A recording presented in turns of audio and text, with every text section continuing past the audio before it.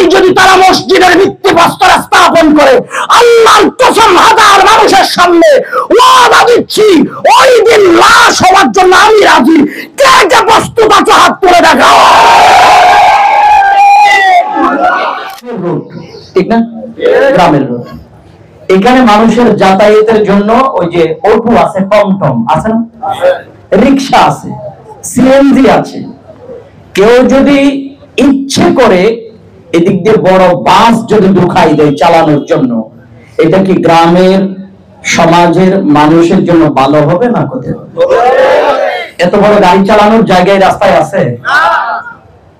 সুতরাং যেখানে যেটুক প্রয়োজন, যেটাই যেখানে চলে, তার বাহিরে ভিন্ন রকমের কিছু ঢুকিয়ে দেওয়া মানে সমাজের মধ্যে বিশৃঙ্খলা সৃষ্টি করা। সুতরাং এই হাটাজারি, রঙ্গিপাড়া অত্র অঞ্চলে আহলে সুন্নাত ওয়াল জামাতের আকীদার মসজিদ মাদ্রাসা সমাজেই যথেষ্ট। তার বাহিরে ভিন্ন আকীদার কিছু ঢুকিয়ে দেওয়া মানে সমাজের মধ্যে বিশৃঙ্খলা সৃষ্টি করা। সুতরাং এটা আপনারা মনে রাখবেন, এখানে যারা বাতিল আকীদার মসজিদ তৈরি করার জন্য চাচ্ছেন, আমার ভাইজান আল্লামা নাজিমুদ্দিন আল কাদরি বলেছেন, এটা আহলে সুন্নাত ওয়াল জামাতের বিরোধিতা করার জন্য। যদিও বা তারা তাদের মসজিদে বলে আমরাও সুন্নি, যারা সুন্নি সুন্নি বলে না ভাই, তাদের মধ্যে সুন্নতের কোনো কিছু নাই। যদি সুন্নতের আমলেই যদি সুন্নিয়ত হইতো, রবীন্দ্রনাথ ঠাকুর এক নাম্বার সুন্নি হইত। যদি সুন্নিয়তের আমল যদি ওঠামারা সুন্নি এবং মুসলমান হইতো, তাই এই দেশে কাদিয়ানীরা সুন্নি হইতো। তো কাদিয়ানীরা তো সুন্নিয়া, তারা সুন্নিও না, তারা মুসলমানও না। কাদিয়ানীর মাথায় টুপি আছে, কাদিয়ানীর পরনে জুব্বা আছে, কাদিয়ানীর গালে দাড়ি আছে, কিন্তু কাদিয়ানীর অন্তরে ঈমান নাই। তাইলে শুধু আমল দিয়ে সুন্নিয়ত এবং মুসলমান দাবি করা যাবে না। আমল আপনার পরিপূর্ণ হবে যদি আকীদা মজবুত থাকে। আহলে সুন্নাত ওয়াল জামাত এবং বাতিলের মধ্যে পার্থক্য, বাতিল যারা আকীদা আল্লাহর দেহ আছে, আহলে সুন্নাত ওয়াল জামাতের আকীদা আল্লাহর দেহ থেকে ফাঁক। এজন্য বাতিলের সাথে আহলে সুন্নাত ওয়াল জামাতের সাথে কিয়ামত পর্যন্ত মতবিরোধ আছে, থাকবে। আমার আল্লাহ নিরাকার, কথা বলেন ঠিক? বাতিলের আকীদা আল্লাহর নবী মৃত, আহলে সুন্নাত ওয়াল জামাতের আকীদা রাসূলুল্লাহ সাল্লাল্লাহু আলাইহি সাল্লাম রাউজা মুবারকে জিন্দা। এভাবে বাতিলের সাথে সুন্নি মুসলমানের সাথে আরো অনেক পার্থক্য। বাতিলের আকীদা রাসূল পাকের আব্বা জান আম্মা জান বেঈমান হয়ে মৃত্যুবরণ করেছে, আর সুন্নিদের আকীদা রাসূল পাকের মা বাবা ইমানদার ইমানদার ইমানদার। বাতিলের আকীদা রাসূল করিম সাল্লাল্লাহু আলাইহি সাল্লাম সাধারণ মানুষ, সাধারণ বশর। সুন্নিদের আকীদা রাসূল মানুষ, নূরের মানুষ, অসাধারণ নূরের মানুষ। এই সুন্নি ওয়াহাবির মধ্যে অনেক পার্থক্য, যেই পার্থক্য বলে শেষ করা যাবে না। সুতরাং সুন্নি মুসলমানকে মনে রাখতে হবে।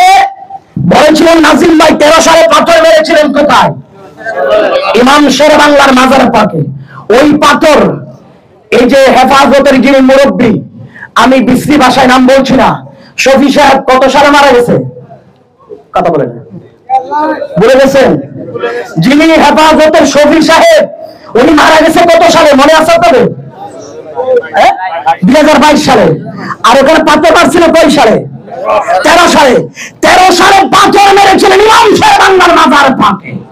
ওই পাথর এসে 2022 সালে আপন কক্ষে ওই শফির শরীরে পড়েছে তার শয়তানদের মাধ্যমে।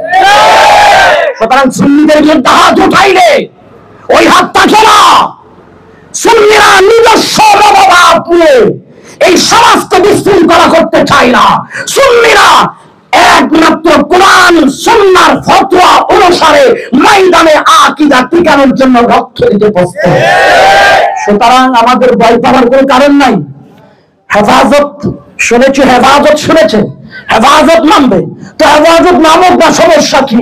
ইমামে শের বাংলা পর্দা করেছেন, ইমামে হাশমি পর্দা করেছেন, শের মিল্লাত পর্দা করেছেন, এখনো মুফতি ওসি রহমান পর্দা করে নাই। এখনো মুহাদ্দিস আল্লামা সুলাইমান আনসারী হুজুর মারা যায় নাই।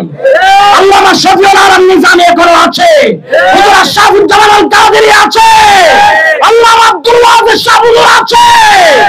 সুতরাং এই আকাবের গুলো থাকতে আমাদের ভয় পাওয়ার কোনো কারণ। গতকালকে আমাদের অ্যাডভোকেট মুক্তার ভাই এবং নাসিরউদ্দিন নূরের ভাই বলেছে, এনাম ভাই আগামীকালকে প্রোগ্রাম কোথায়? আমার বাঁশখালী প্রোগ্রাম ছিল। আমি কই বাঁশখালী কেন? আপনাকে একটু আসতে হবে।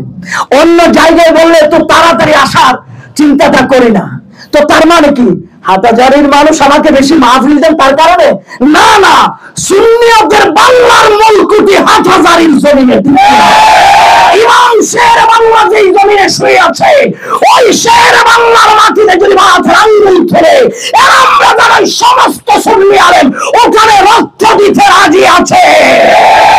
সুতরাং এই হাটহাজারী লঙ্গিপাড়ার যারা নওজোয়ান তরুণ ভাইরা, আপনাদের কাছ থেকে আমি ওয়াদা নিতে চাই, যেই দিন তারা যদি হাইকোর্ট থেকে রায় নিয়ে এসো, এই এলাকায় যদি তারা মসজিদের ভিত্তিপ্রস্তর স্থাপন করে, আল্লাহর কসম হাজার মানুষের সামনে ওয়াদা দিচ্ছি, ওই দিন লাশ হওয়ার জন্য আমি রাজি। কে কে প্রস্তুত আছে হাত তুলে দেখাও।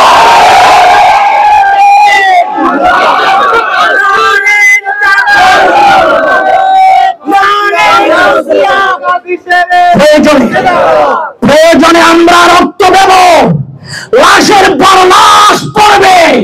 এই সুন্নি এলাকায় বাতিলদের মন্দির করতে দেওয়া যাবে না। আমরা বাতিলদের সেই ধর্মীয় জায়গাটাকে মসজিদ মাদ্রাসা হিসেবে চিনতে চাই না, ওটা মন্দির হিসেবে চিনতে চাই। কারণ আমরা কোরআন হাদিসের ফতোয়া অনুসারে যেটাকে ইবাদত মনে করি, সেটাকে তারা বেদাত মনে করে। তো তাদের সাথে সুন্নিদের সাথে সম্পর্ক অতীতেও ছিল না, এখনো নাই, ভবিষ্যতেও থাকবে না। যত ভয় দেখাবে দেখা, আরে কোটি কোটি আসবে, সমস্যা কি? লক্ষ লক্ষ আসবে, সমস্যা কি? শাপলা চত্বরে যখন আমাদের মাননীয় ম্যাডাম একটু ভুল দিছে, এরপর পরে সুন্দর ফতোয়া রেডি করে বলেছে, সুন্দর ফতোয়া রেডি করে ম্যাডামকে তাহাজ্জুদ গুজারি বানাইছে। কি ঠিক না? যখন ভালো মতো গরম পানি দিয়ে গোসল দিছে গরমকালে, ছাত্রলীগ তাদের কলজার বন্ধ হয়ে গেছে, ঠিক না?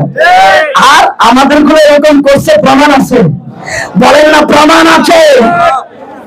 আমাদের শহীদ নুরুল ইসলাম ফারুকীকে শহীদ করে দেওয়ার জন্য কেন?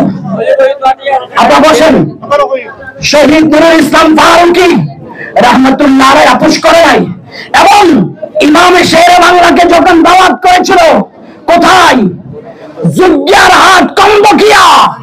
বাতিলরা প্যান্ডেল করেছে, দাওয়াত করেছে, লাইটিং করেছে, সবকিছু অফ করে যখন ইমাম শের বাংলার শরীরে লাঠি আঘাত করা শুরু করেছে, এক সেকেন্ডের জন্য ইমাম শের বাংলা আপোষ করে না। হাজারো লাঠির আঘাতের মাঝখানে ইমামে শের বাংলার স্লোগান ছিল ইয়া রাসূলুল্লাহ, ইয়া রাসূলুল্লাহ। হাজার হাজার বাতিলের সামনে এক শের বাংলা আপোষ করে নাই। আর তারা লক্ষ লক্ষ থাকলো, দুটা হেলিকপ্টারের পানিতে আপোষ হয়ে যায়। সুতরাং তাদেরকে ভয় পাওয়ার কোন কারণ। আমরা বিড়ালের বাচ্চা না, আমরা বাঘের বাচ্চা। বাঘের বাচ্চা একটাই যথেষ্ট। খেলা যদি শুরু করতে চায় এখনো করো, দেখে পুরো বাংলার হেফাজত লঙ্গিপাড়ার সুন্নির মোকাবেলা করতে পারে কিনা।